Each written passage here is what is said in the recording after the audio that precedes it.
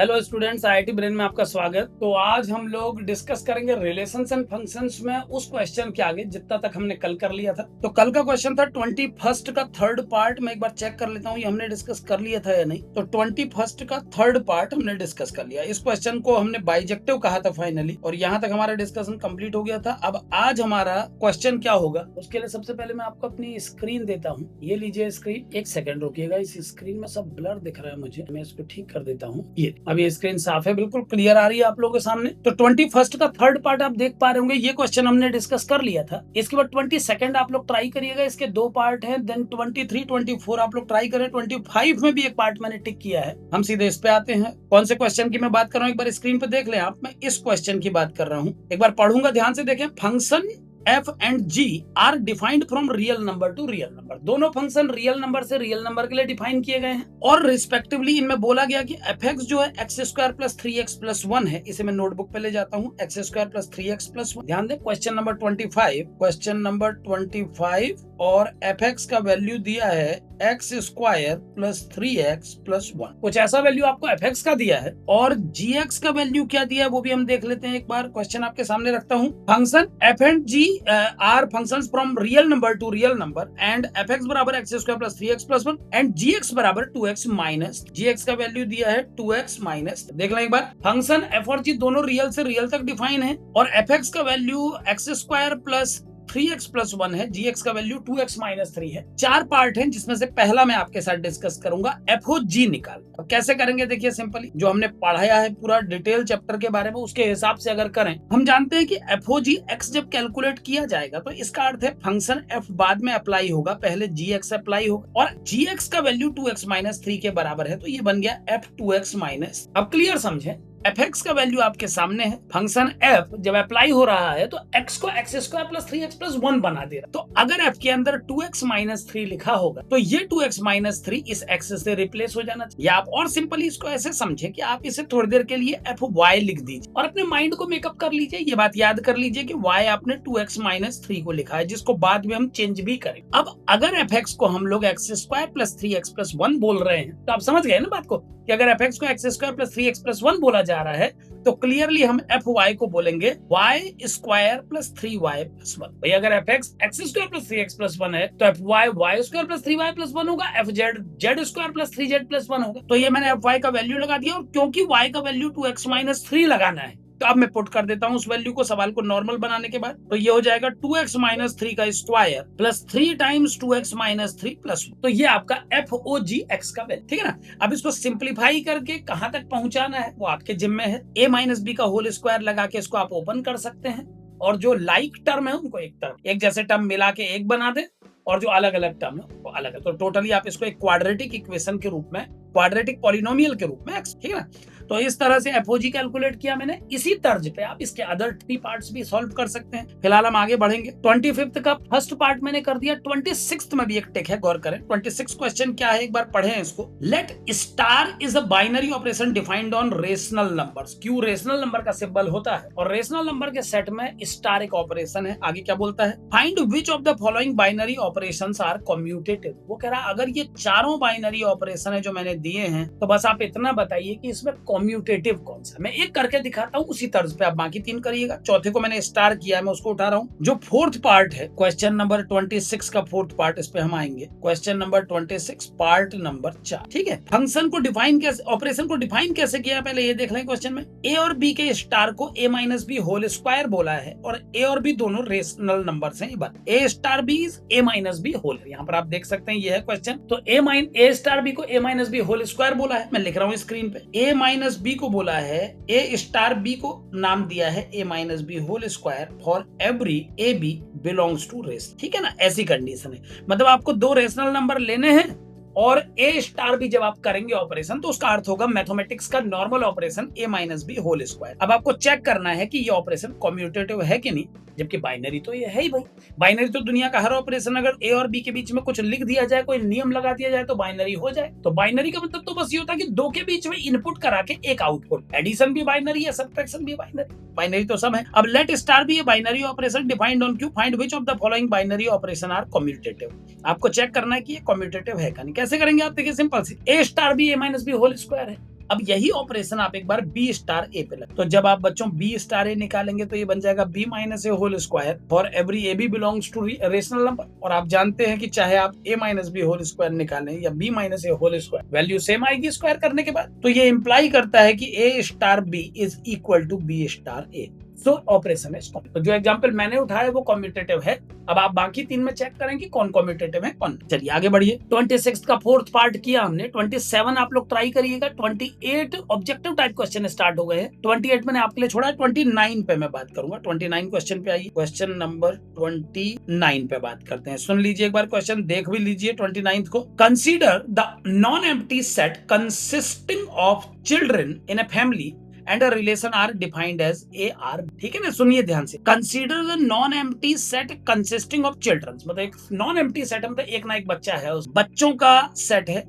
एक परिवार में जितने बच्चे उनका सेट है। Consider the non empty set of children in a family, एक फैमिली के बच्चों का सेट है और नॉन एम्प्टी मतलब एक बच्चा उस सेट में कम से कम है। And the relation R defined as A R B if A is brother of. A R B, A और बी दो बच्चों को उठाया फैमिली से और उनको ऑपरेटेड रिलेटेड तब माना है जब A is brother of B. मैं लिख देता हूं ए आर बी, एक मिनट रुकिएगा। A is related to B implies that A is brother of, ये बात लिखने लायक है, ब्रदर ऑफ बी। यानी कोई बच्चा ए किसी बच्चे बी का अगर भाई है, अगर बी ए को भाई बोल रहा है, if A is brother of B then आप ए को बी से ऑपरेट मानेंगे। तो एक परिवार के बच्चों का सेट है, उसके ऊपर एक ऑपरेशन डिफाइन किया, एक रिलेशन डिफाइन किया, माफ करें, और उस रिलेशन को दो एलिमेंट को जोड़ने वाला रिलेशन जो हमने डिफाइन किया है उसको डिफाइन ऐसे किया गया है कि अगर ए बी का भाई है तो ए बी से रिलेटेड हो जाए। अब आपसे कहता है बताइए आर जो रिलेशन हमने डिफाइन किया है वो सिमेट्रिक, ट्रांजिटिव और रिफ्लेक्सिव में क्या क्या है। मतलब नहीं, एक मिनट रुकिए,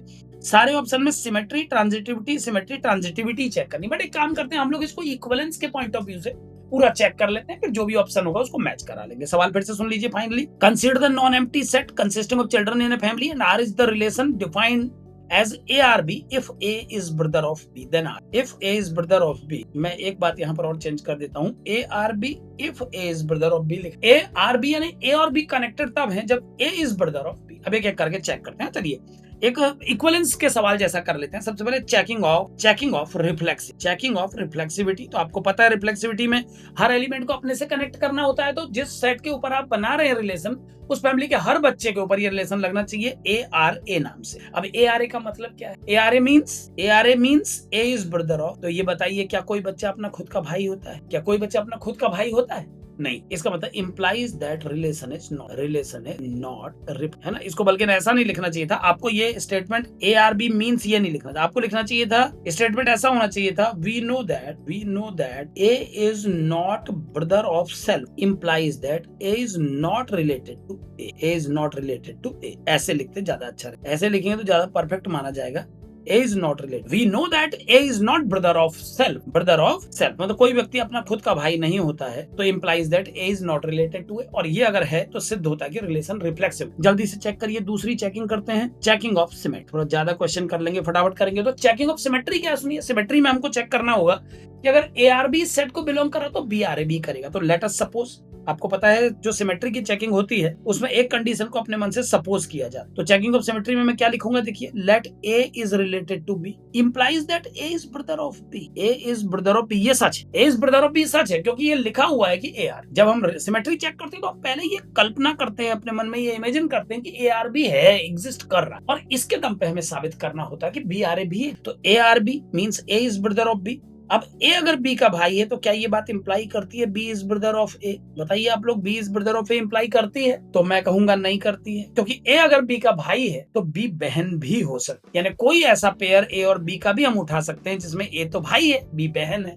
अब ए इज ब्रदर ऑफ बी बोलेंगे तो जब वो पलटेगा तो बन जाएगा बी इज सिस्टर। तो क्योंकि भाई बहनों का भी होता है, केवल भाई भाई ही नहीं होते हैं, इसीलिए इस रिलेशन को परफेक्ट है।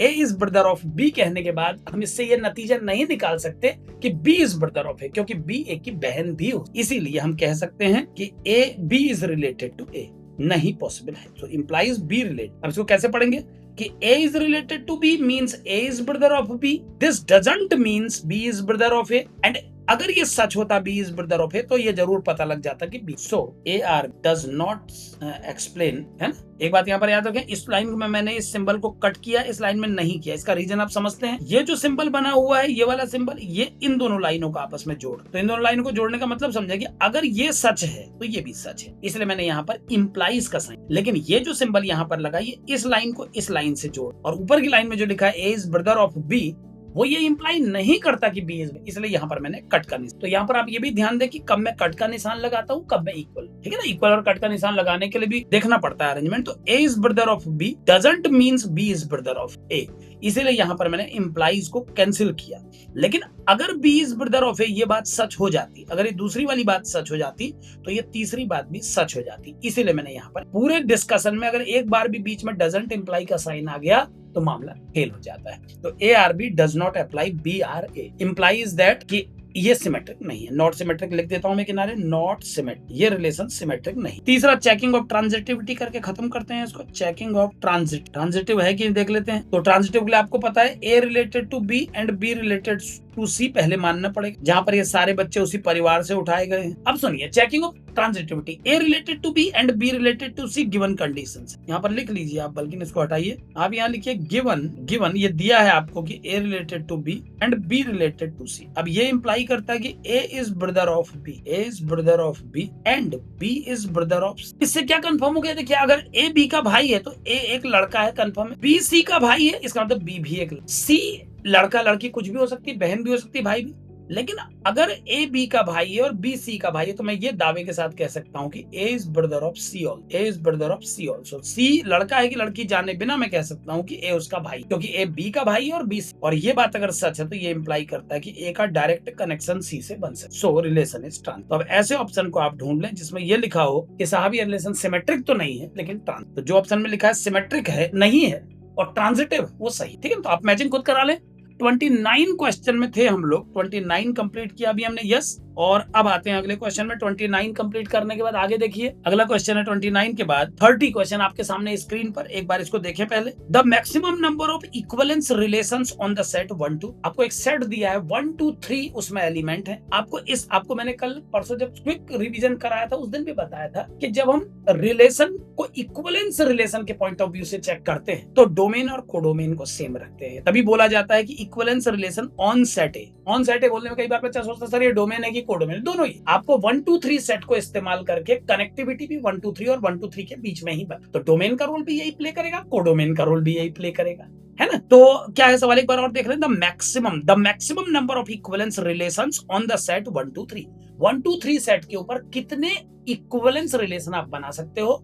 अधिक से अधिक गिन के। कम से कम बोलता तो फिर तो हम एक भी नहीं बना, है ना, या एक बना के छोड़ देते, इसलिए अधिक से अधिक पूछा। अधिक से अधिक में क्या होगा, हम सारी संभावनाओं पे काम, मैक्सिमम पे काम। तो the maximum number of equivalence relation on the set ए। तो अगर मिनिमम पूछा होता तो मैं फिर वही बात बोलूंगा कि एक बना के छोड़ देते, हम कहते एक सेट बन, है ना। लेकिन मैक्सिमम बोल रहा था, हम पूरी संभावनाएं देखेंगे, केवल एक बना के नहीं। एक रिलेशन तो आपको भी दिख ही रहा होगा इक्विवेलेंस, जिसमें 1 2 3 के जितने कॉम्बिनेशन बन सकते हैं सबको रख दो, बन गया अपने आप इक्विवेलेंस। लेकिन वो कह रहा है कि और कितनी पॉसिबिलिटीज आपके माइंड में आ रही है। The maximum number of equivalence relations on the set ए, और ए में कौन है? 1 2 3 सेट को लेकर के आप कितने इक्विवेलेंस रिलेशन अधिक से अधिक बना सकते। आइए स्क्रीन पे आइए, मैं अपने पन्ने पे ले जाता हूँ इस क्वेश्चन को। क्वेश्चन नंबर 30 है। एक मिनट हो गया, हमने 29 भी डिस्कस किया था क्या इससे पहले? हाँ, यहाँ मैंने लगातार 2 सवालों को टिक किया है, हो सकता है किसी स्पेशल टाइप के हो, इसीलिए ऐसा मैंने किया। तो 30th क्वेश्चन, आपके पास एक सेट है ए जिसमें है 1 2 3, और आपको इसके ऊपर एक रिलेशन डिफाइन करना है। आपके द्वारा डिफाइन किया गया रिलेशन इक्विवेलेंस होना है। अब सुनिए कैसे बनाएंगे। किसी रिलेशन को इक्विवेलेंस होने के लिए उसके अंदर रिफ्लेक्सिव, सिमेट्रिक और ट्रांजिटिविटी, ये तीनों गुण होने चाहिए। तीनों चीजें चेक करने पर फॉलो, ठीक है ना। आप सुनिए, ए सेट 1 2 3 है, तो ये तो बिल्कुल क्लियर हो जाता है कि हमको जो रिलेशन आर बनाना है वो ए से ए तक बनाना है। अब जनरली बात कहूंगा, जब आप ए के एलिमेंट को लेके कार्टेशियन प्रोडक्ट बनाएंगे ए का ए के साथ, तो उसमें 3 3 9 एलिमेंट, 1 1 1 2 1 3 2 1 2 2 2 3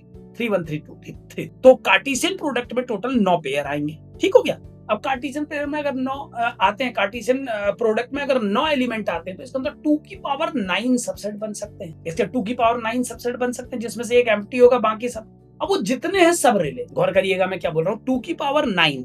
सबसे पहले आपने 1 2 3 को 1 2 3 के साथ कार्टेशियन प्रोडक्ट बनाए, 9 एलिमेंट आए, और हमने पढ़ा था कि कार्टेशियन प्रोडक्ट के जितने सबसेट बन सकते हैं हर सबसेट है रिलेशन। तो 2 की पावर 9 उसमें से एक कम करना चाहो तो कर दो जो एम्प्टी, बाकी सारे रिलेशन। अब हमको चेक करना है इसमें से इक्विवेलेंस के। तो सुनिएगा इक्विवेलेंस कैसे निकाले जाते हैं रिलेशन। सबसे पहले अपने सेट में आप 1 1 2 2 3 3 को तो सम्मान सहित बुलवा लीजिए, क्योंकि जिस सेट में ये तीनों नहीं होंगे उसके इक्विवेलेंस होने की संभावना खत्म है। तो सबसे पहला रिलेशन तो बस मैं इसी को मान के अपना ब्रैकेट क्लोज कर देता हूं, क्योंकि जिस सेट में 1 1 2 2 3 3 है वो इक्विवेलेंस पक्का है। क्यों इक्विवेलेंस पक्का है सुनिए, क्योंकि इक्विवेलेंस में रिफ्लेक्सिविटी सबसे मेन होती है, वो इसने फॉलो कर दी। इस डोमेन का हर एलिमेंट अपने आप से जुड़ना जानता है, रिफ्लेक्सिव हो गया। सिमेट्री, क्योंकि इसमें 1 1 है तो उसका उल्टा 1 1 भी है, 2 2 है तो उसका उल्टा 2 2 भी है, 3 3 है तो उसका उल्टा 3। अगर इसमें मैं 1 2 रख दूंगा फिर मेरी मजबूरी बन जाएगी 2 1 रखना, इसलिए मैं कुछ रखूंगा ही। तो सबसे पहला आउटकम तो इसी को गिन लीजिए आप। मैं नंबरिंग करता जाऊंगा, ये हमारा पहला जवाब, ये पहला सेट है जो इक्विवेलेंस हो सकता है। 1 1 2 2 3 3 बस 3,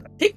दूसरी पॉसिबिलिटी पे बात करते हैं, सुनिए। दूसरी पॉसिबिलिटी में फिर वही शुरुआत वैसे ही करूंगा, क्योंकि मुझे पता है रिफ्लेक्सिविटी मेंटेन करने के लिए हर एलिमेंट को अपने से तो जुड़ना ही पड़ेगा बच्चों, इसलिए तीनों तो आना कंपलसरी। अब इन तीन के अलावा मन आपके मन में इच्छा जागी, आपने कहा सर 1 2 को भी बुलवा लीजिए ना, बड़ा दुखी है। अब 1 2 को अगर आपने बुलवा लिया तो भैया उसी पल आपकी मजबूरी बन गई, आपको 2 1 भी बुलाना पड़ेगा। 1 2 और 2 1 दोनों को बुलाना पड़ेगा। तो आपने 1 2 को भी इन्वाइट किया, 2 1 को भी इन्वाइट किया। अब सुनिए, रिफ्लेक्सिव है क्योंकि ये तीनों हैं। अब सुनिएगा, इसको मैं चेक कर रहा हूँ इक्विवेलेंस है कि नहीं। ये तीनों है तो रिफ्लेक्सिविटी जिंदा है। 1 1 का उल्टा खुद 1 1 होता है, 2 2 का उल्टा 2 2, 3 3 का 3 3, 1 2 का 2 1, 2 1 का 1 2। ये सब देखिए हर किसी का सिमेट्रिक केस भी फॉलो हो रहा है, सबके उल्टे सीधे हैं यहाँ पर अवेलेबल। ट्रांजिटिविटी की अगर बात करूं, ट्रांजिटिविटी तो वो है कि नहीं देख लेता हूँ। 1 2 है, 2 1 है तो 1 1 को भी होना चाहिए और वो यहाँ पे बैठा। और इसी का उल्टा देखते हैं, 2 1 है, 1 2 है तो डायरेक्ट 2 2 भी है, वो भी यहाँ बैठा है। इसका मतलब ये जो मैंने केस बनाया ये भी एक इक्विवेलेंस रिलेशन हो। तो ये जो सवाल इन्होंने पूछा है, क्या सवाल एक बार देख लें। The maximum number of equivalence relations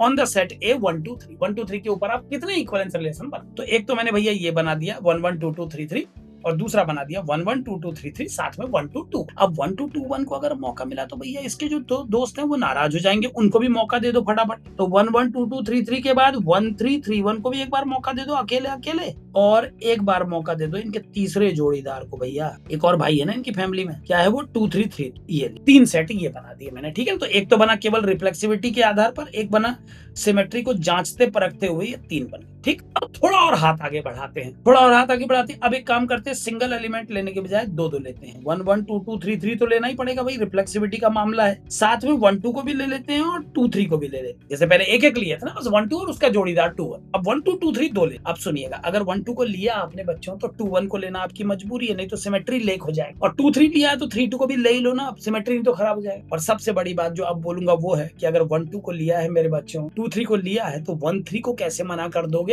transitivity भी तो जिंदा रखनी है, तो 1 3 को मजबूरी में आना पड़ेगा। और 1 3 अगर आ गया तो सिमेट्री भी तो जिंदा रखनी है, तो 3 1 को भी आना पड़ेगा। इसका मतलब अगर आपने एक से ज्यादा लोगों को बुलाने की कोशिश की तो फिर ये पूरा कुनबा, फिर ये परिवार में खानदान में जितने लोग हैं सब आए। यानी 1 2 2 3 को बुला लिया आपने तो 2 1 भी आएगा, 3 2 भी आएगा। उसके बाद ये 1 3 को पुकारेंगे, भैया तू भी आ जा, और 1 3 आते ही 3 1 को चिल्ला के बुलाएगा, कई बार तू भी आ, नहीं तो हम सब बेकार हो जाए। तो इसका मतलब या तो आप एक एलिमेंट का सिंगल ऐसा वाला बनाइए, या 5 एलिमेंट के ये 3 बनाइए, या फिर आपको अल्टीमेटली 9 के 9 एलिमेंट को इन्वाइट करना पड़ेगा। ये इसके आगे तो कोई possibility. So maximum equivalence relations 5, maximum number of equivalence relations कितने हो गए 5 रिलेशन, 5 इक्विवेलेंस रिलेशन इस सेट में बन सकते हैं, ठीक है ना। तो ये हमारा 30th क्वेश्चन, आगे पढ़िए, स्क्रीन आपके सामने है। 30th क्वेश्चन का 31 32 33 34 ये ऑब्जेक्टिव आप ट्राई कीजिएगा 35 तक। 36 एक बीच में टोकन के रूप में उठा ले रहा हूँ, 36 को देखिए। बाकी जो क्वेश्चन अगर कभी पूछना हो तो मैंने बोला है कमेंट बॉक्स में, बाद में आप एक अपना मैसेज दे दिया करो, बस इस नंबर का क्वेश्चन इस पेज नंबर पे, दैट्स इट। इतना सफिशिएंट है हमारे कम्युनिकेशन को, क्योंकि मैंने पास्ट में देखा कई बार बच्चे सवाल पूछने के लिए ना कुछ भी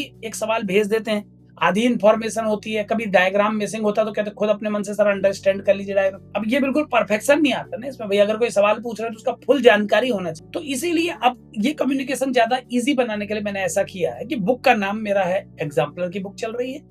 इस बुक में पेज नंबर बिल्कुल सेम जैसे आपके पास वैसे मेरे पास, और नंबरिंग पे हम लोग डिस्कस। जो मेंस के प्रॉब्लम में प्रैक्टिस कराता हूँ तो अपनी मेंस के प्रैक्टिस वाली सीट भी आपको भेजता हूँ, उसमें भी आप केवल नंबर मुझे बता देंगे तो हमारा डिस्कशन आगे बढ़े। ये जो सीट होती है टेलीग्राम में आपको IIT ब्रेन के टेलीग्राम चैनल में सारी सीट अवेलेबल होती है मेंस के डिस्कशन की। बाकी किताबें सब गवर्नमेंटल बुक है, तो इनको आप ले ही सकते हैं। चलिए आगे बढ़ते हैं, 36 में आ जाइए। 30 हो गया डिस्कस, 31, 32, 3, 4, 5 तक करेंगे। 36 सुनिए, 36 है let A is 1 to n। एक सेट है जिसमें 1 से लेकर n तक सारे एलिमेंट है, और जो बी सेट है आपका उसमें केवल 2 ही एलिमेंट है, ए और then the number of surjections from A to. A से बी में कितने सर्जेक्शन, सर्जेक्शन शब्द का मीनिंग समझे। इंजेक्शन मतलब 1 सर्जेक्शन मतलब 1 2, बाइजेक्शन मतलब बोथ। तो हमको बोला है ए है 1 से लेकर n तक, बी है केवल 2 एलिमेंट रखता है, ए और कहता है then the number of surjections from A to B. कितने सर्जेक्शंस बने दोनों के बीच में। मैं यहाँ लिख देता हूँ कि आपका ए सेट जो है उसमें है 1 2 3 4 एंड डैश डैश n, और जो आपका बी सेट है उसके अंदर केवल 2 एलिमेंट पाए जा रहे हैं, ए और, ठीक है। अब आपसे कहता है इन दोनों के बीच में जितने सर्जेक्शंस बन सकते हैं उनको बताइए। पहले सुन लीजिए सर्जेक्शन क्या है। सर्जेक्शन का मतलब है जब आप मैपिंग करेंगे तो मैपिंग में आप डोमेन के कितने ही एलिमेंट कोडोमेन के एलिमेंट से जोड़ दें, लेकिन ध्यान रहे कि दोनों को कवर करना जरूर। मतलब आप कुछ एलिमेंट को ए से जोड़ें, कुछ को बी से जोड़ें, बेचारे दोनों में से किसी को भी गरीब मत बन। जैसे एक मैपिंग ऐसी भी हो सकती है कि आपने 1 से n तक सबका हाथ ए को पकड़ा दिया, कहा सब ए से जुड़े, या आपने सबका हाथ बी को पकड़ा दिया। ऐसा नहीं करना। अगर आप ऐसा करेंगे तो वही केस होंगे जहां पर मैपिंग ऑन टू नहीं हो पाएगी। ऑन टू नहीं होंगी जो मैपिंग, एक बार उनके चित्र में बना देता हूं ताकि आप उसको रियलाइज कर लें और फिर हम इस सवाल पे डिस्कशन आगे बढ़ा सकें। ये आपके एलिमेंट है 1 से लेकर n तक, ये ए बी है, ये है आपके लेकर एलिमेंट 1 से लेकर n तक, और ये आपके ए।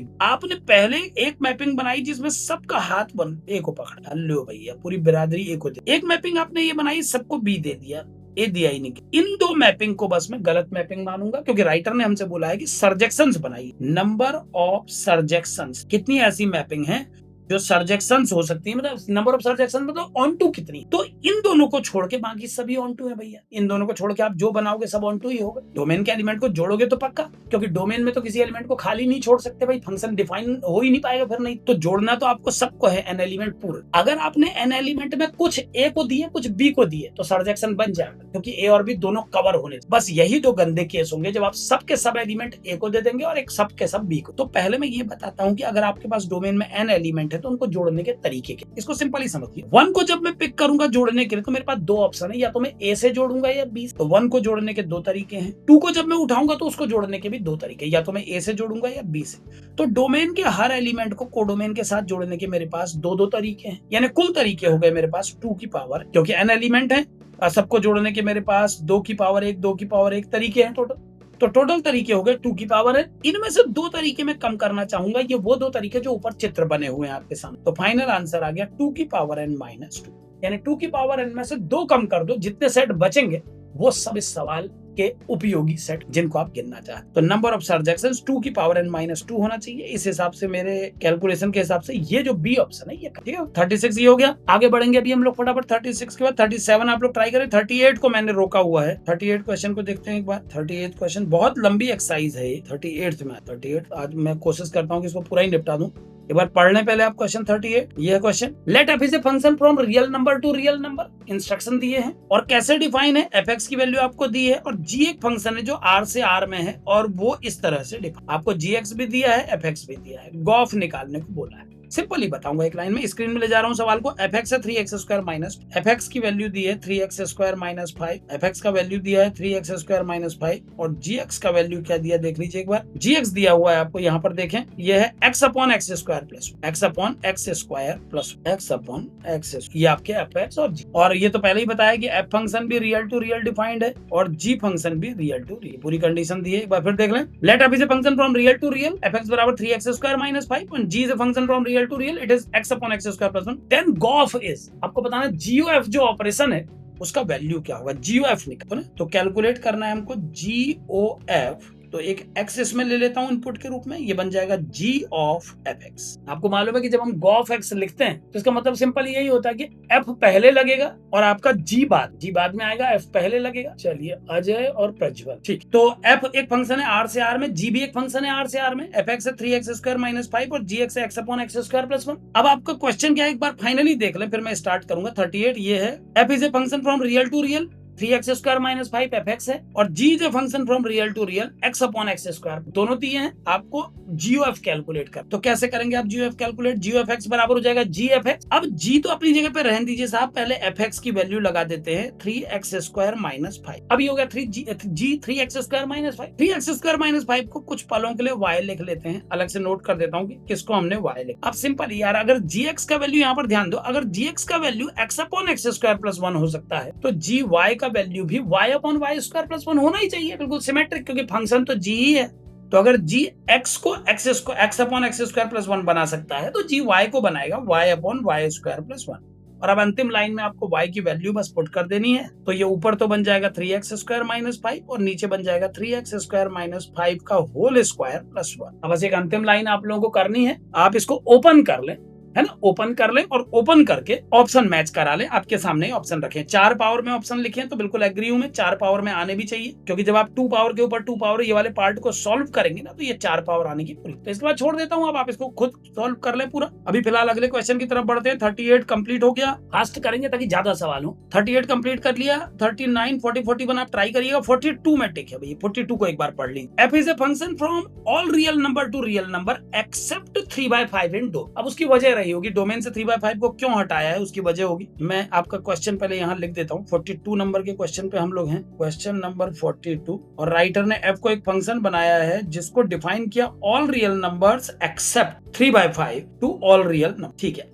मतलब रियल नंबर से रियल नंबर फंक्शन बनाया है, लेकिन डोमेन से 3/5 को हटाया है। डोमेन से 3/5 को हटाया क्यों है? क्योंकि 3/5 हो सकता है कि जब 3/5 पुट कर रहे हो तो वैल्यू अनडिफाइंड हो जा रही हो फंक्शन की। ठीक है, जो भी है फिलहाल पहले देख लेते हैं। f is a function from r minus 3/5 to r, और fx का वैल्यू दिया है 3x plus 2 upon 5x minus 3। 3x plus 2 upon 5x minus 3x plus 2 upon 5x minus 3, ये fx दिया। बिल्कुल क्लियर, अब समझ में आ गया कि डोमेन से 3/5 को क्यों। अगर आप गौर से इसका डिनोमिनेटर देखेंगे, तो इसके डिनोमिनेटर को 0 से कंपेयर करने पर, अगर आप 5x माइनस 3 को 0 से कंपेयर करेंगे, तो 5x माइनस 3 को 0 से कंपेयर करने पर x का वैल्यू 3/5 आएगा। तो आप समझदार हैं, आप जानते हैं कि अगर हम गलती से भी x को 3/5 लगा देते तो डिनोमिनेटर 0 हो जाता, फंक्शन अनडिफाइंड हो जाता। इसलिए राइटर ने पहले ही आपको बचा लिया, उसने डोमेन से ही 3/5 का पत्ता साफ कर। अब कम से कम हम बोल पाएंगे कि फंक्शन डिफाइंड तो है, बाकी क्या है वो बात की बात है, लेकिन डिफाइन हो। ठीक है, डोमेन के किसी भी एलिमेंट को अगर कोडोमेन में अपनी इमेज नहीं मिली, तो ऐसे फंक्शन को डिफाइन नहीं माना जाता।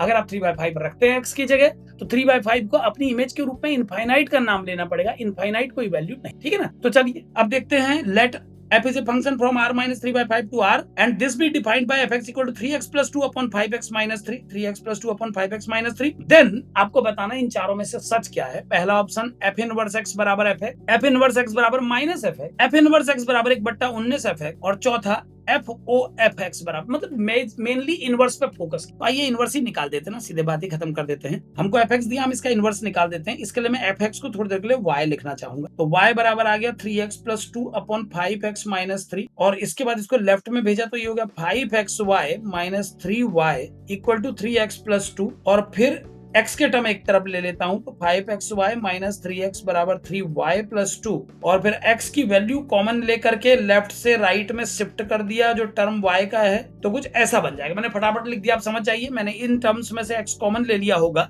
और 5y माइनस 3 को डिनोमिनेटर पे डाल दिया, ये x का वैल्यू आ गया। अब आप जानते हैं जब fx x के टर्म में प्रेजेंट था, तो डेफिनेटली fx को हमने y माना, और अब हमने x को y के टर्म में प्रेजेंट कर दिया है, तो ये x जो हुआ वो क्या हुआ आप समझ गए होंगे। क्योंकि आपने fx का नाम y रखा है बच्चों, तो ये बात बिल्कुल क्लियर हो जाती है कि अगर कोई fx को y बोलेगा तो f इनवर्स y को उसे x बोलना पड़ेगा। अब x को मैं f इनवर्स y बोल, इस तरह से हम वेरिएबल्स को चेंज करके फंक्शन का इनवर्स निकालने की कोशिश कर। अब वापस आप चाहें तो वेरिएबल का नाम वापस x रख लें साहब, क्योंकि वेरिएबल के नाम में क्या रखा है, नाम में क्या रखा है, नाम से कोई फर्क नहीं पड़ता, चाहे x लिखो चाहे y लिखो। कई बार बच्चा ये सोचता है एक्स वाई पर सेंसिटिव है सवाल, तो ध्यान दें एक्स वाई इंपोर्टेंट नहीं है, फंक्शन ही। फंक्शन पहले f था, अब फंक्शन f इनवर्स होगा, बाकी नाम में कुछ नहीं है। आप y को z कर लो, p कर लो, q कर लो, उससे क्या है। जैसे f इनवर्स y की mapping 3y plus 2 upon 5y minus 3 पे करेगा, वो एफ इनवर्स जेड की मैपिंग 3z + 2/5z - 3 पे कर दे। तो इंपॉर्टेंट वेरिएबल नहीं है, इंपॉर्टेंट फंक्शन। तो एफ इनवर्स एक्स की वैल्यू आपके सामने है, इसको गौर से देखेंगे तो आपको बहुत अच्छा लगेगा। मुझे लगता है ये वही आ गया जो फंक्शन ऑलरेडी, तो प्रूफ हो गया कि F inverse x F x के बराबर। और जब F inverse x F x के बराबर होता है तो समझिए, जब F inverse x F x के बराबर होता है तो एक बात समझिए, अगर मैं दोनों तरफ एक ऑपरेशन एफ और ले लूं तो ये ऐसा बन जाएगा बच्चों, एफ ओ एफ एक्स। दोनों तरफ मैंने एफ ले लिया। अब एफ ऑपरेशन एफ इनवर्स को आइडेंटिटी कहते हैं, तो आइडेंटिटी एलिमेंट एक्स बन जाएगा ये, और ये बन जाएगा फॉफ एक्स। और आइडेंटिटी किसी भी एलिमेंट का इमेज उसी पे बन, तो आई एक्स को अब मैं एक्स ले, तो क्या प्रूफ हो गया, देखिए कि फॉफ एक्स बराबर एक्स। फॉफ एक आइडेंटिटी फंक्शन, फॉफ इज आइडेंटिटी। जिस फंक्शन का इनवर्स उसके ही बराबर हो जाता है, उस फंक्शन का जब फॉफ बनाया जाता है तो ऐसा गुण केवल उन्हीं फंक्शन में होता है जो अपने इनवर्स की वैल्यू वही देते हैं जो उनकी खुद की वैल्यू। जब एफ एक्स था तो भी यही था, जब इनवर्स बन गया तो भी वही है, सेम टू सेम। जो फंक्शन इस नियम को फॉलो करते हैं वो फंक्शन कहलाते हैं, क्या कहलाते हैं, उन फंक्शन को हम बोलते हैं कि उनका फॉफ आइडेंटिटी। एफ एक्स अगर एफ इनवर्स एक्स के बराबर है तो ऐसे केस में फॉफ एक आइडेंटिटी, तो ये भी याद रखें। अब ऑप्शन आप लोग मैच करा लें। मेरे हिसाब से सी लिखते लिखते रह गया, सी भी अच्छा लिखा था लेकिन माइनस लगा दिया इसलिए गड़बड़ है। पहला सही, पहला करेक्ट है क्योंकि बी में भी माइनस की गड़बड़ है, तो ए इसका, तो 42 का ए आ, ठीक है ना। बच्चे पैरेलल आंसर देते जा रहे हैं, शायद मुझसे फटाफट करके दे रहे हैं। प्रज्वल भाई रिपीट किस चीज को करूं बेटे? प्रज्वल ने रिपीट एक बार समझाऊं कि कैसे किया, एक बार और चलिए मौका दे देता हूं, जल्दी से बताता हूं, तेजी से समझिएगा, ठीक है ना। एफ एक्स की वैल्यू आपको दी है, आपने इसको पलटाना है बस। वैसे इस सवाल को करने का एक अल्टरनेट मेथड भी हो सकता था, एक बार वो भी बता देता हूँ, क्या पता उसको सुन के आपको ज्यादा कंफर्टेबल लगे जैसे, लेकिन वो मेथड से ज्यादा अच्छा मैं इसी को मानूंगा क्योंकि वो तो तब की बात है जब हमको पता हो कि फंक्शन फॉफ की वैल्यू 1 दे रहा है, ठीक है ना। इसका आंसर तो यही आएगा। तो अगर इस सवाल में आप direct F O F X निकालते तो एफ ओ एफ एक्स की वैल्यू सीधे सीधे सॉल्व करने पर एक्स आ जाती है। आप इसको ट्राई करिएगा एक बार, आप इस सवाल का फॉफ निकालिएगा, एफ एक्स इतना है तो एफ ओ एफ एक्स निकालिएगा। कैसे निकलता है एफ ओ एफ एक्स आपको पता है ना, एफ बाद में करिए, पहले एफ एक्स करिए। अब अंदर वाले एफ एक्स की वैल्यू रख दीजिएगा जो भी वो दी है, 3x + 2/5x माइनस, ये एफ एक्स की वैल्यू दी थी। अब आप इसका नाम थोड़ी देर के लिए y रख दीजिएगा और एफ वाई की वैल्यू इसी फॉर्मूले से लग जाएगी, 3y + 2/5y - 3, और फिर y की वैल्यू वापस यही रख दी क्योंकि आपने y इसी को माना है। तो जब आप इस फंक्शन में y की जगह दोबारा 3x + 2/5x - 3 रखेंगे, ऐसे 3x + 2/5x - 3, तो इसे सॉल्व करने पर ये x आ जाएगा। ये मतलब अगर आप इसका फॉफ निकालेंगे तो x आ जाएगा। और जिस फंक्शन का फॉफ सॉल्व करने पर आइडेंटिटी फॉर्मेट देता है वो फंक्शन ऐसा फंक्शन होता है कि उसके इनवर्स की वैल्यू अपने खुद के बराबर। ऐसा फंक्शन जो फॉफ को आइडेंटिटी बना डाले उसका एफ इनवर्स हमेशा एफ एक्स के, तो ये फीचर इस फंक्शन में खास, ठीक है ना। तो इस तरीके से भी कर सकते हैं, उस तरीके, ठीक है ना। चलिए आगे बढ़ते हैं। 42 क्वेश्चन कंप्लीट करने के बाद 43 आप लोग करिएगा, 44 45 करिएगा, 46 में मैंने टिक किया है। मैं सीधे 46 पे आ रहा हूँ, देखते हैं कहां तक निपटा पाते हैं आज। क्वेश्चन नंबर 46 पे आता हूँ, एक मिनट, एक दो पेज बढ़ा। हाँ, ये तो आ गया 40, कौन सा किया हमने, ये 42। अब अगला क्वेश्चन है हमारा क्वेश्चन नंबर 46। क्वेश्चन नंबर 46 पढ़ लीजिए एक बार क्वेश्चन को, ये क्वेश्चन आपके सामने है, देखिए इसको ध्यान से। क्या है क्वेश्चन देखें, F is a function from real number to real number, और इसके 3 एस्पेक्ट दिए हैं। एफ एक्स का वैल्यू 2x होगा जब x 3 से बड़ा है, ये x स्क्वायर होगा जब 1 से 3 के बीच में है, और 3x होगा जब x 1 से कम है। स्क्रीन में आप देख पा रहे होंगे। अगर किसी को स्क्रीन पे डिफिकल्ट होता है तो वो बुक सामने रख के बैठ, जिस बुक को हम डिस्कस कर रहे हैं वो कॉमन है सब। ये एग्जाम्पलर बेटे बिल्कुल यार मैंने इंटरनेट से ही डाउनलोड किया, मुझे लगता है एग्जाम्पलर